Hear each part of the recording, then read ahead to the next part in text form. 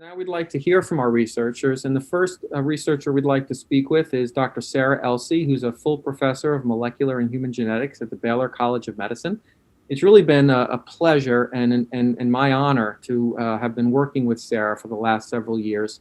So she's really been the head of our signature gene therapy project. She's going to give us an update this evening. So welcome, Sarah. Thank you so much for taking the time to speak to us.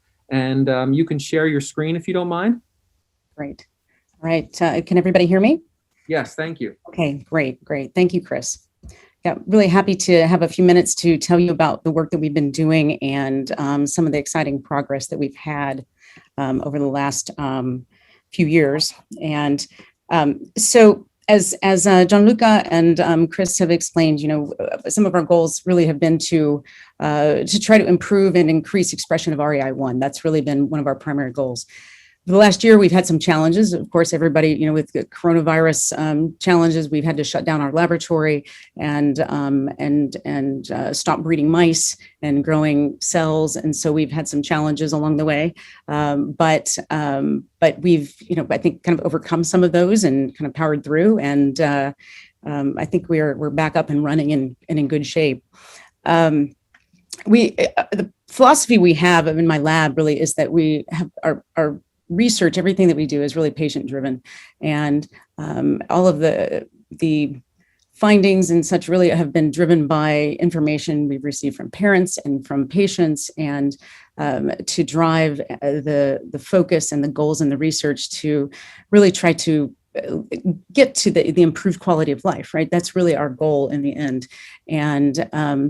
And as scientists, I think, having that communication is incredibly important, and to make sure that what we're doing actually can be meaningful and have a meaningful translation to the patient in the end.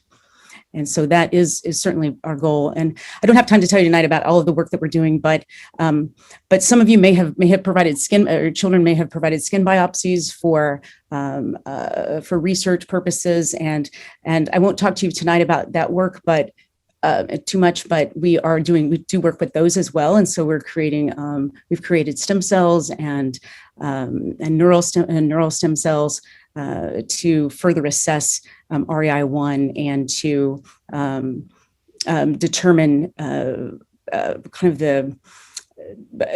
the limits, basically, of what can we do with replacement of REI1 or increased expression of REI1, and to really fully assess this. So we're looking at cellular and whole organism level. So one of the greatest challenges in doing this work is that REI1 is what we call a dosage-sensitive gene. And so you may know that as you know, not enough REI1 gives us SMS, but too much REI1 gives us Potocki-Lupski syndrome. And so we do want to make sure that we balance this and that we really keep dosage within a reasonable level, so that we do not create a problem with the treatment that we are doing. And so that's one of our challenges. And so our primary goals, as Gianluca and Chris, I think, really highlighted, is that we're looking at function of REI1. Everything that we do not only works toward a treatment and then the treatment goal, but also we learn more about REI1 along the way. And so that's been very important process for us, and trying to understand those outcomes in the patient, and how can we modify those outcomes in the end. And so, as I mentioned, genetic approaches, drug screening approaches, and various clinical trials that we're doing as well that are outside the funding of this particular project. And so what does REI1 do? Well, we know, as you know from your children, that REI1 is involved in function of circadian rhythm. It's involved in development, metabolic function, and neurological function. And so we're trying to understand, can we impact any or all of these aspects of the condition with a therapeutic approach? And Sarah, so that... I apologize. We don't see your screen. Are we supposed to be seeing your screen? Yeah, you should be. Oh my goodness, you're not seeing it. Oh, I'm so sorry. It's okay. We're seeing you. So I'm just chatting and you're not seeing anything. I apologize. So let me pull it up. Let me share. Let me see if I can share it again and try. I thought, sharing. I apologize. Let's try it again. I interrupt you, but I thought you were. See. It's embarrassing. Okay, let's see. Let's try it again. Is it coming up now? Yes. Is that coming up now? Yes, perfect. Great. Okay. All right, I apologize for that. So, so as I mentioned, we're really trying to understand, can we impact these aspects of the condition by increasing or providing additional copies of REI1. And this just gives an idea across the cell. When you have haploinsufficiency of REI1, there are many different pathways that are affected. And so while we see behavior and obesity and circadian rhythm abnormalities, all of these pathways do not work in isolation. So they do all work together. And so we want to be cognizant of all of those potential impacts. And so we use a variety of different model systems to study SMS and over the years, and from a variety of different animal models to cells and for these projects that we talk about today, we're going to primarily focus on mouse.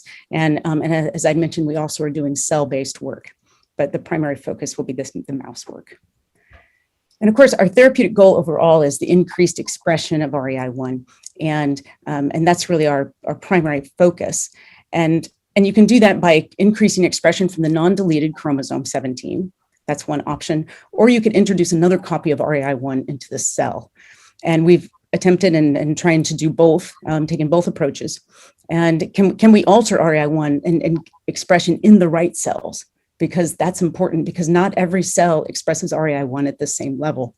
And so we want to make sure that we try to get it to the right cells at the right level of expression.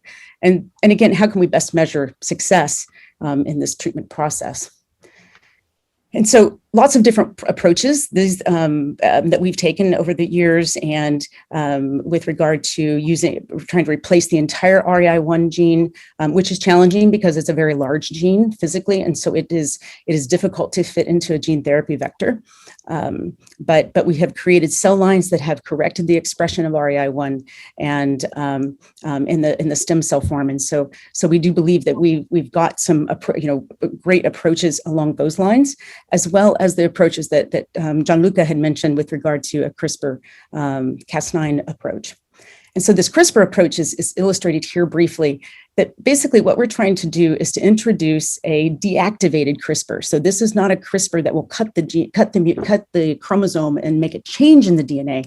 What this does is brings cofactors to the DNA and helps increase the expression of REI1 from that remaining chromosome that is not deleted.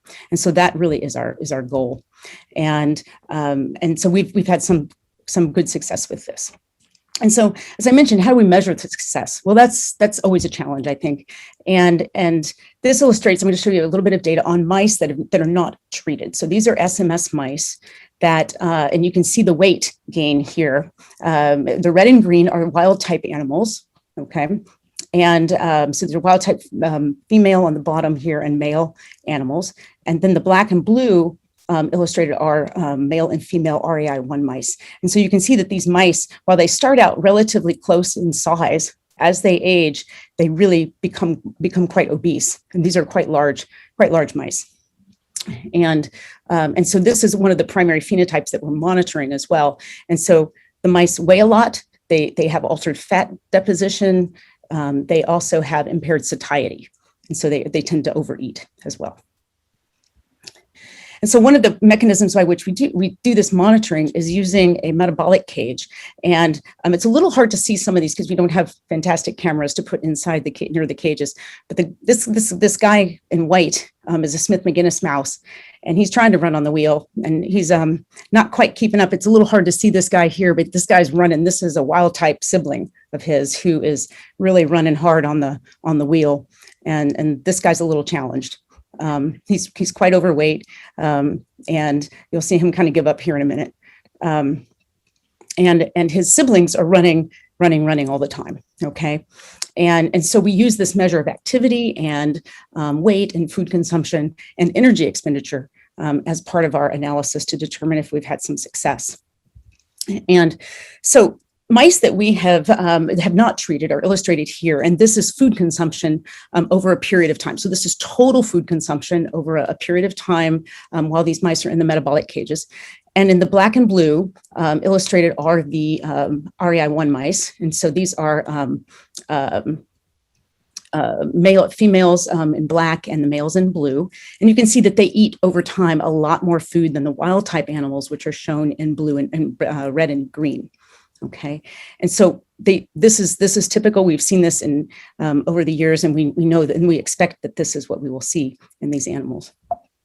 And shoot, it's not advancing. Okay, and so this is the wheel running, and as I've shown you there, you can see that the animals they're just not very active. The red and the green here illustrate again the wild type animals, and so you can see they're running, they're all over the place. The female mice are really active, more so than the males, but the Smith-Magenis mice are shown down here in the blue and the black, and they're just not that active. The males are a little more active than the females, but the females are saying, thinking, I am not getting in that wheel. I'm not going to run. So they're really not very active. Okay. And so when we do injections, so those are mice that have not been treated, right? So those are just animals that, and a typical phenotype. And so in the animals that we're treating, we're injecting an AAV2 gene therapy vector into newborn pups. And so this is the day of birth for these animals. This is called P0, and this is the day of birth. So these animals get injections into each hemisphere of the brain, and with the idea that this will very readily spread throughout different sections of the brain and go readily into the cells. So we do one injection and then put the mice back in with mom and let them grow. And so then we do a first analysis at 6 weeks of age in the metabolic cages. And you can see here that we have saline injected, which is a control animal. And so those are in pink and blue. Okay, so you can see the pink is the heterozygous, which is the SMS mouse. And so you can see this SMS mouse, this is food consumed. You can see it goes up there pretty high. So that's the heterozygous. And then there's the AAV injected. And you can see that it's pretty similar, right? And in fact, the wild type AAV injected also has increased food consumption. So the food consumption is not so dramatically altered in these animals, and which was surprising to us. But let me move here. So food intake minimally impacted. Okay.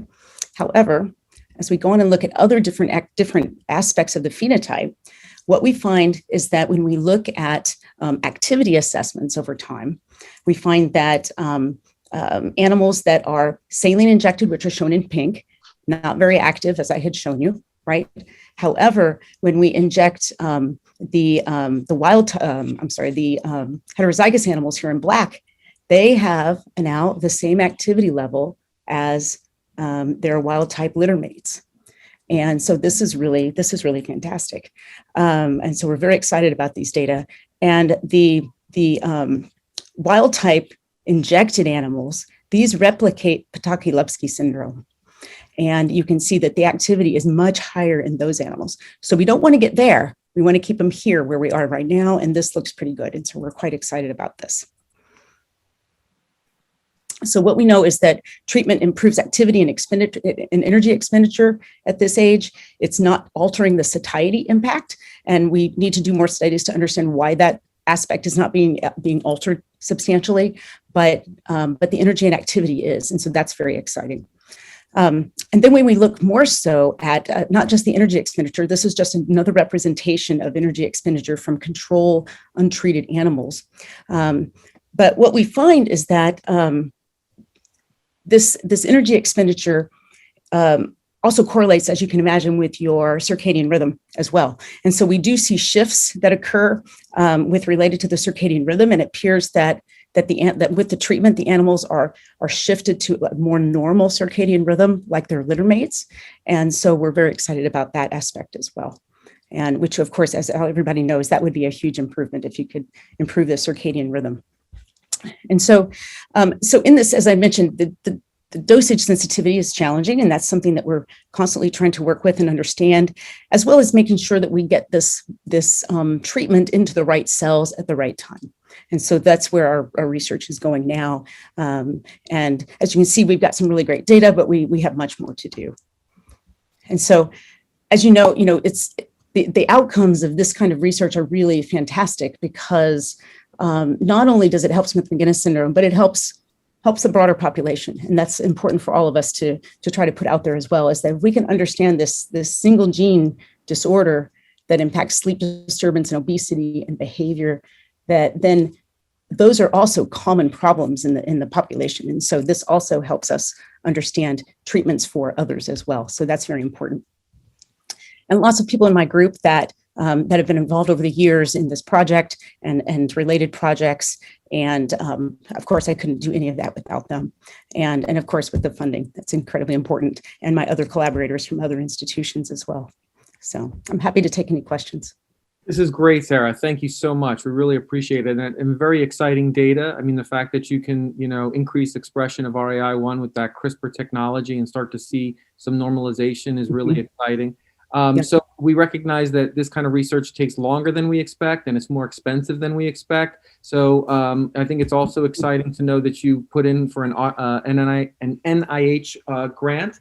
So hopefully that can bring additional funding and additional awareness to SMS and to RAI1 research. So really, we're proud of that, and we thank you for your collaboration and all that you do for children with SMS.